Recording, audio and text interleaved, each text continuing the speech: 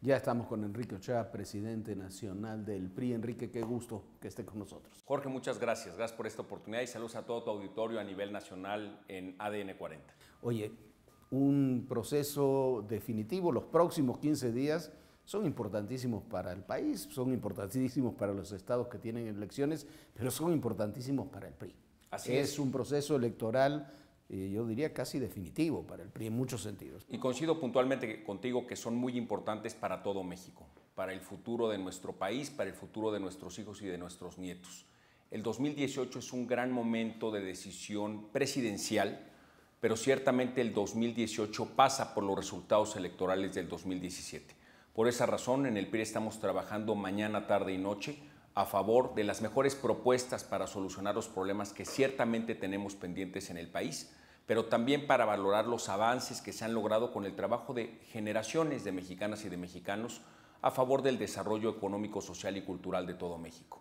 Por esa razón, esta elección es muy importante para poder votar a favor de las propuestas más convincentes, de las soluciones más inteligentes y de las personas que tengan la capacidad para llevarlas a su justo destino. Oye, a ver, hay 4 elecciones, todas muy complejas, 3 de gobernador, Coahuila, Nayarit, el Estado de México, que es una elección importantísima siempre, cada 6 años, y las de Veracruz, las municipales de Veracruz, que son elecciones también, municipios veracruzanos que tienen mucho peso en el Estado y en el país. ¿Cómo está el PRI para esas? Hay todas las versiones que tú quieras y todas las encuestas que tú quieras, desde que pueden ganar las 3 gobernaturas hasta quienes dicen van a perder las 3 gobernaturas. ¿Cómo está? Cómo no, Jorge, veamos los retos primero. En el Estado de México, México tiene que prevenir que caigamos en la oscura caverna del populismo. Las propuestas que tiene Morena son claramente problemáticas para generar empleos. Por otro lado, están proponiendo cuestiones de llevar las políticas públicas de Texcoco a todo el Estado de México, y ya conocimos los mexicanos de manera lamentable cómo es que administró Delfina Texcoco. A través de su padrino político Higinio Martínez le retuvieron el 10% de los salarios a los trabajadores del municipio por más de 70 quincenas. Ese dinero lo destinaron a una agrupación política que encabezaba Higinio Martínez para meter ese dinero a la campaña de manera ilegal. Más adelante todos los mexicanos nos enteramos que también Delfina en Texcoco tomó recursos del fondo de ahorro de las trabajadoras y de los trabajadores para destinarlos a una cuenta personalizada de un familiar de Higinio Martínez, el cacique de Texcoco. Y recientemente nos enteramos también por los medios de comunicación de que ahora se le retuvieron los beneficios sociales de pensiones alimentarias a mujeres del municipio de Texcoco, donde lamentablemente estas mujeres, madres de familia, jefas de familia, han visto interrumpido el flujo de dinero para sus familiares, precisamente porque esta mafia en Texcoco, encabezada por Higinio Martínez y donde Delfina es cómplice, han tomado esos recursos y los han destinado a una cuenta también personalizada de un familiar de Higinio Martínez para meter ese dinero a la campaña de manera ilegal.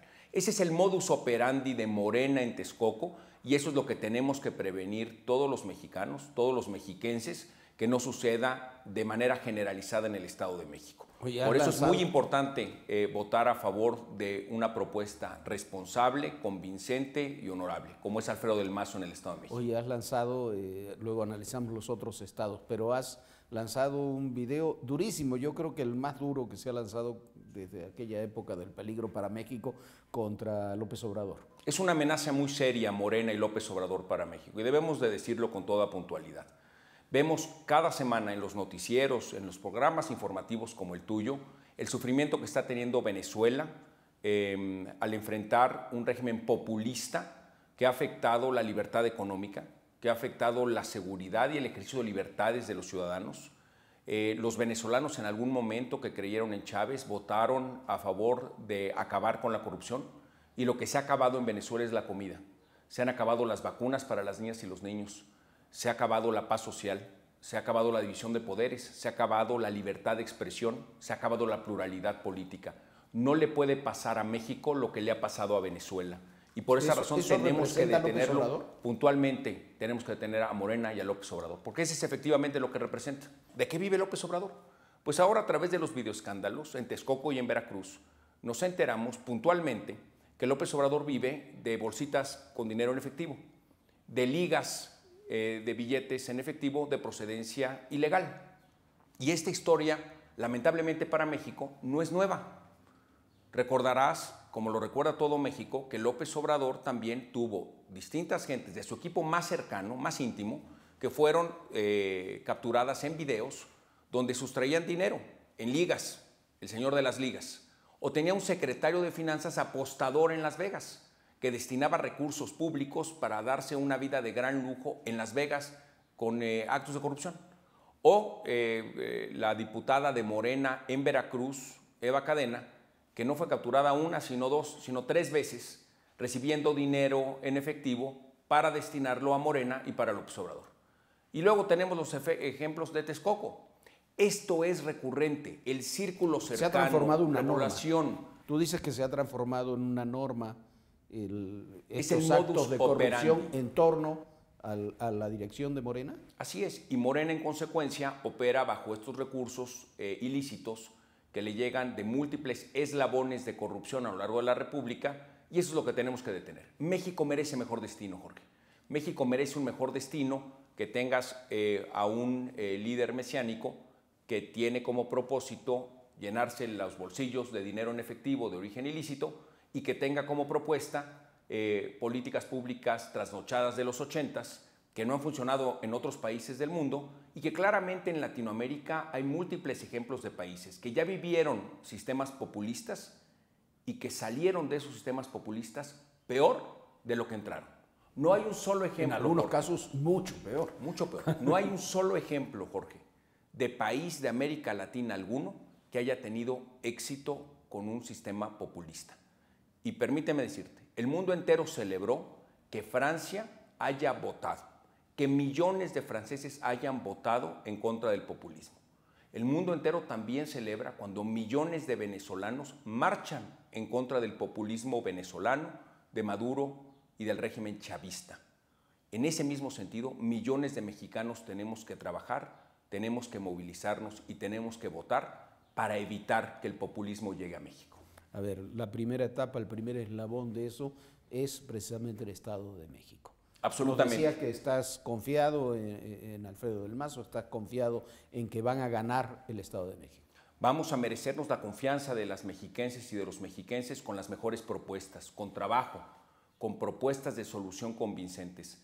Alfredo del Mazo está proponiendo ser el gobernador del empleo, está proponiendo un plan convincente, claro, económico para crear más de 1.200.000 empleos a lo largo de su administración.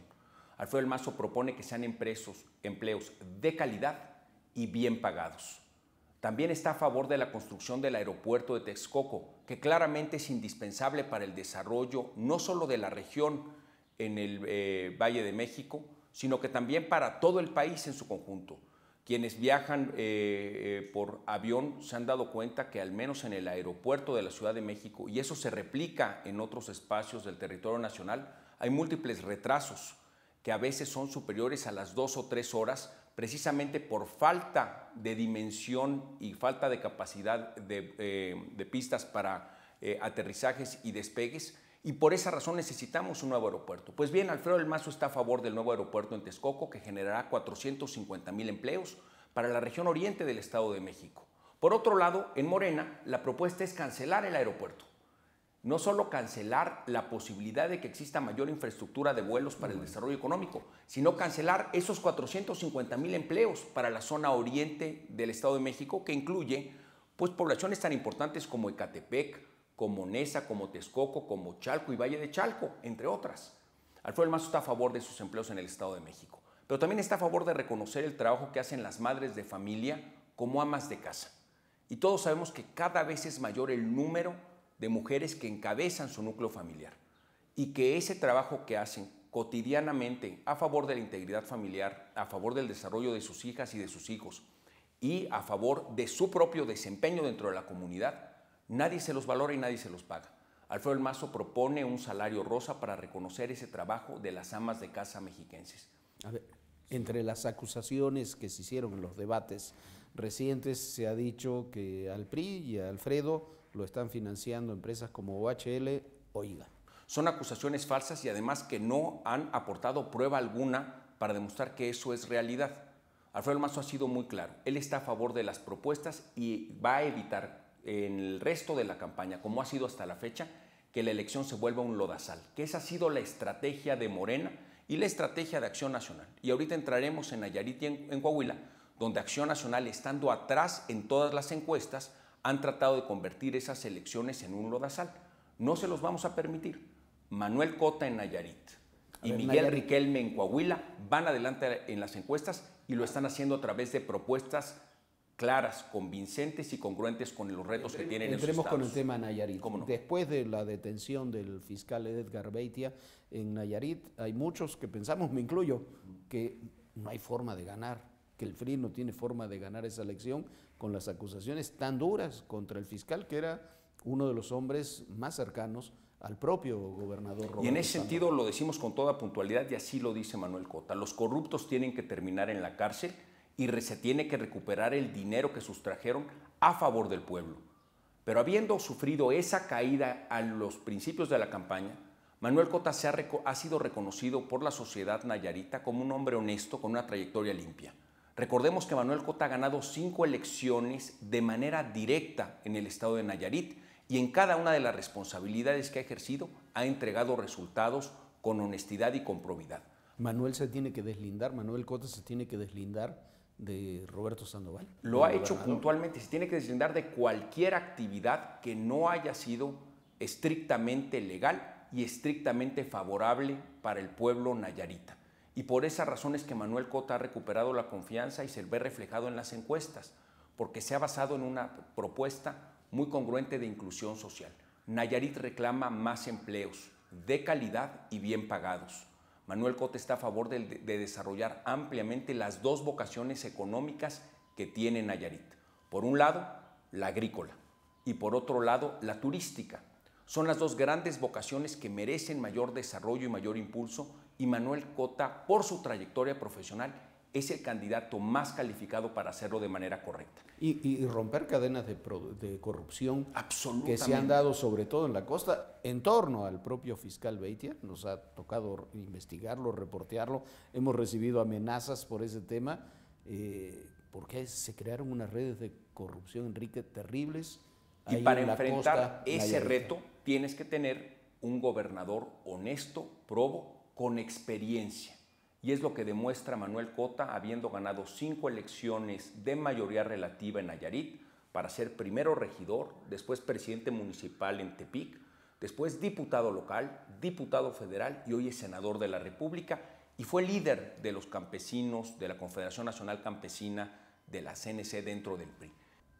A ver, ahora que hablábamos de deslindes, cuando veníamos para aquí, antes de comenzar la entrevista, pasamos por la sala ya de juntas, la sala de presidencia, ¿no? Así es. Del PRI, ahí es donde están todos los retratos de los presidentes del PRI a lo largo de su historia. Ya no está el de Humberto Moreira. Así es. Tú lo retiraste, el de Humberto, sí. El de Humberto Moreira, y es parte de un deslinde en la otra elección que también es muy importante, que es la de Coahuila. La elección de Coahuila es una elección muy importante donde nuestro candidato a gobernador Miguel Riquelme también va a la cabeza y tiene razones fundadas para poder estar a la cabeza. Miguel Riquelme fue un extraordinario alcalde en Torreón y además ha sido un hombre que ha merecido también el voto mayoritario de los coahuilenses en 2 elecciones anteriores. Miguel Riquelme es un hombre de resultados, es un hombre de carácter y lo que está proponiendo es muy claro. Ni un paso atrás en materia de seguridad en Coahuila. Y esto tiene una razón. Hay que decirlo, Riquelme tuvo en Torreón un muy buen desempeño en ese ámbito, ¿no? Así es. Los que conocemos ese ámbito sabemos que lo hizo bien Riquelme ahí en Torreón. Y lo que logró en Torreón lo quiere llevar a cabo de manera decidida a favor de todo el estado de Coahuila. Y este es un elemento muy importante si contrastas cómo está la inseguridad en los estados cercanos o vecinos a Coahuila con los nuevos gobiernos del PAN. Miguel Riquelme propone mantener ese nivel de seguridad, es decir, no dar ni un paso atrás en materia de seguridad. Pero no es la única propuesta de Riquelme. Riquelme entiende profundamente la vocación económica del estado de Coahuila y está a favor del desarrollo industrial, del desarrollo acerero, del desarrollo de la industria del carbón y del desarrollo agrícola del estado de Coahuila. Son las 4 vocaciones económicas que tiene Coahuila y Miguel Riquelme, desde la primera semana de campaña, presentó un plan de gobierno muy amplio que se ha venido discutiendo quincena tras quincena durante la campaña con los sectores productivos de las distintas vocaciones económicas en todo el estado de Coahuila. A ver, rápidamente, ¿qué tanto afecta el conflicto Rubén Moreira, Humberto Moreira al PRI?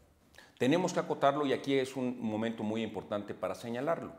Humberto Moreira ha sido separado del PRI con toda puntualidad. O sea, no solamente se retiró su retrato, sí, ha sido separado del partido. No pertenece más al partido y por lo tanto no es militante, no tiene el reconocimiento de exdirigente y no pertenece más a las actividades del partido. Él ha decidido participar en otro partido donde nosotros no tenemos coalición en las elecciones legislativas.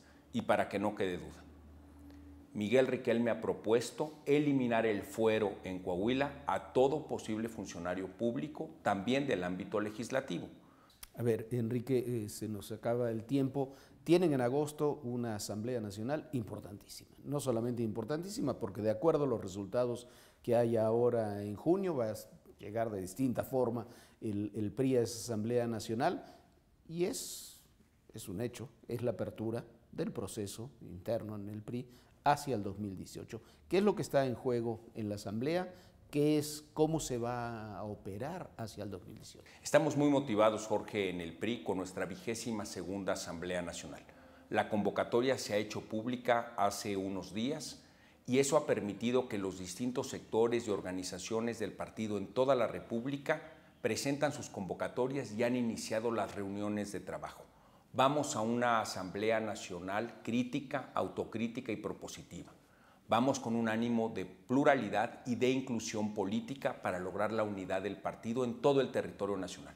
Serán 4 meses de trabajo constante donde lo que vamos a privilegiar es la presentación de propuestas, es decir, cómo vamos a resolver los problemas nacionales, cómo vamos a dar un paso en la siguiente etapa de la historia del país a favor de todas las mexicanas y mexicanos. Ahora, en ese sentido, quienes hemos seguido la historia del PRI, ha habido grandes asambleas en el PRI, la que encabezó Luis Donaldo es quizás paradigmática en ese sentido, y ha habido asambleas donde se convocó a los militantes para decirle, esta es la línea, muchas gracias, aprueben esto, cambien a fulano de tal y pongan.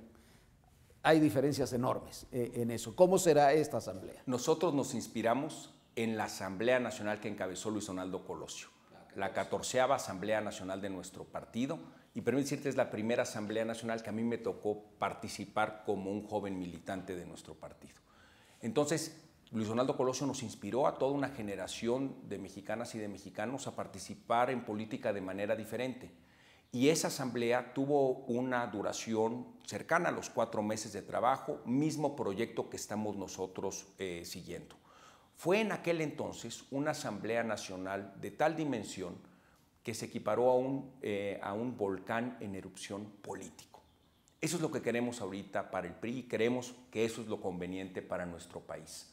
Una gran asamblea donde se propongan las mejores ideas, donde se escuchen las voces plurales, donde de manera crítica, autocrítica, pero sobre todo propositiva, le demos respuesta a la ciudadanía sobre lo que sigue para el país.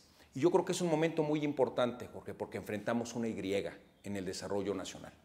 Por un lado, ciertamente que tenemos asignaturas pendientes por resolver. Y esas asignaturas pendientes también deben de reconocer que hemos trabajado los mexicanos de bien a favor de México con resultados palpables. México en los 90 tenía inflaciones del 100%, hoy tenemos inflaciones del 4 o 5%. No existió nunca un sexenio que generara en tan poco tiempo más de 2.5 millones de empleos. La administración del presidente de la República ya generó, con el sector privado por supuesto, 2.7 millones de empleos. Pero sobre esa base, y en la idea, como tú dices, de seguir esa ruta, una asamblea amplia, participativa, también va a definir líneas de trabajo y va a comenzar a definir nombres. Absolutamente. No se puede, ni el PRI ni ningún otro partido puede pensar que puede llegar a enero o febrero del 18 para decidir una candidatura. Te doy la respuesta en dos descripciones que hicieron nuestros líderes partidarios históricos. Luis Donaldo Colosio nos invitaba a que México cambiara. Sí, que cambiemos, pero con rumbo y con responsabilidad. Es decir, aceptemos que hay asignaturas pendientes por resolver. Pongamos las mejores ideas de todas las mexicanas y mexicanos sobre la mesa y definamos un rumbo responsable de transformación a favor de México. En eso estamos los priistas en esta asamblea. Por otro lado, nuestro líder histórico Jesús Reyes Heroles señalaba que para definir los momentos importantes electorales, primero había que establecer el programa y después el hombre.